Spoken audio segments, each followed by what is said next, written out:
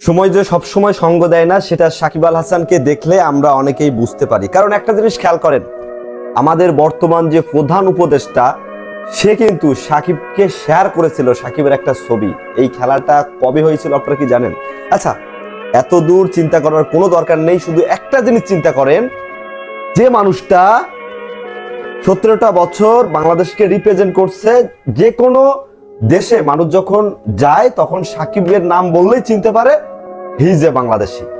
But যে মানুষটা একটা সময় সাকিব আল হাসানকে শেয়ার করেছে সেই মানুষটা চাইলেও কিন্তু আবারও বাংলাদেশ দলে সাকিব আল হাসানকে আনতে পারে। তার একটা কথা, একটা কলে যে সাকিব আসবে, সাকিব খেলবে, চ্যাম্পিয়নশিপ খেলবে। আচ্ছা, সাকিব খেললে তো বাংলাদেশেরই উন্নতি হবে নাকি? বাংলাদেশের জন্যই ভালো হবে।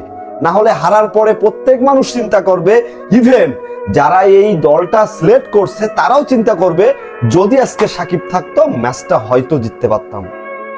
কেন? বয়স বা আছে কত, সাকিবের আছে কত, বা আমাদের প্রধান উপদেষ্টা স্যারেরও আছে কত। আমরা কি ভুলে যাইতে পারি না? সাকিব আল হাসান একজন ক্রিকেটার, সে হয়তো রাজনীতিতে এসেছিল দেশের না তার এলাকাটার উন্নয়ন করার জন্য, সে পারেনি। বা 7 মাসে সে কয়বারই ছিল এলাকায়, সংসদে কোনো বিল পাস করায়নি। তারপরেও আমরা সাকিবকে দেশের স্বার্থের জন্য আনতে পারতেছি না, দেশের স্বার্থের জন্য আনতে পারতেছি না। কেন ভাই? বাংলাদেশের মানুষ ভালোবাসে সাকিবকে, যারা ভোট দিতে যায় না তারাও হয়তো খেলা দেখে। আপনার ঘরে যদি সন্তান থাকে সেও হয়তো খেলার দিকে যায়। সাকিব আল হাসান একবার হলো তার মাথায় ঢুকছে সাকিব আল হাসান বিশ্বসেরা খেলোয়াড়, যেটা আমাদের বাংলাদেশের। কিন্তু আমরা দিন শেষে এই সাকিব আল হাসানকে নিজেদের দেশের স্বার্থের জন্য আনতেছি না, আনতে পারতেছি না। কেন ভাই? মানুষ স্বার্থে পড়লে তো সবকিছু করতে পারে।